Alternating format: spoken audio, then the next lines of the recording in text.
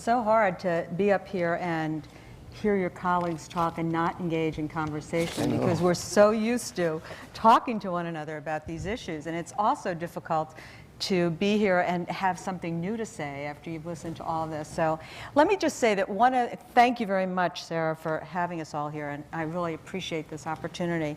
One of the things that I came into this field from the family systems side, and one of the things that always struck me when I came in to the field was that we had to really recognize how wedding the notion of economy, an economic decision to join yourselves together for an economic reason, impacted families' emotional lives, and how their emotional lives could impact their economy. And that this was a complex thing that we were dealing with families around. And that it's not just parenting.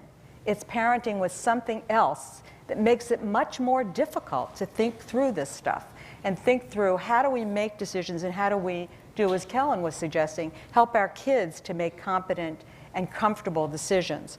One of the things that I think that we focused on a lot in the field of family continuity, which has had some detriments, is the idea of togetherness, longevity, and harmony. And we've thought about those three things as what makes for family continuity. And I'm not so sure the assumptions are really good ones. I think we need to start examining whether living together as 7 generations without considering how we're going to manage the needs for separateness and the needs for connectedness emotionally over time is a good way of thinking unless we start to balance some of those ideas. Let me give you the UN definition of environmental sustainability because I think it captures some of what Kellen was just talking about.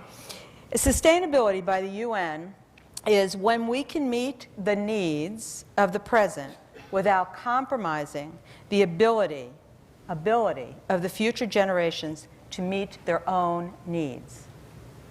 Now, that to me, one significant piece in there that I think we need to really take a look at in terms of family continuity is what's the difference between needs and wants?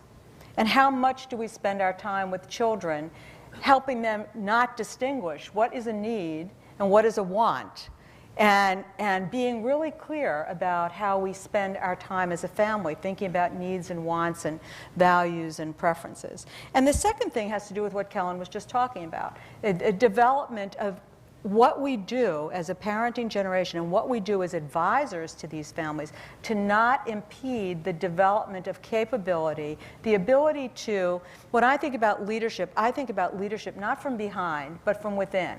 I think about leaders who are able to be authentic to themselves, to be self-aware, to be authentic to themselves, and to lead from within their families.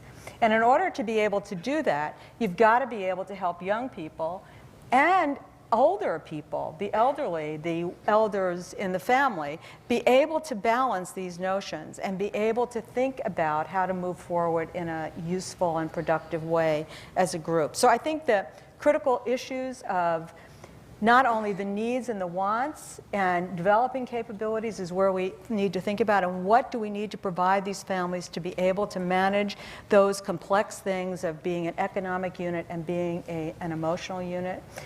How do we help them stay together and still maintain separateness so that people don't feel like they have to flee their family to be their own persons. And I think the other piece of it that I just want to make sure that I mention is this piece that I think we haven't really thought very much about. And that has to do with how do we help families? One of the reasons I think that family offices have been so successful, single family offices, is that it offers families an identity. Moving from a business, moving into a family office offers them an emotional identity. It says we're together as a family.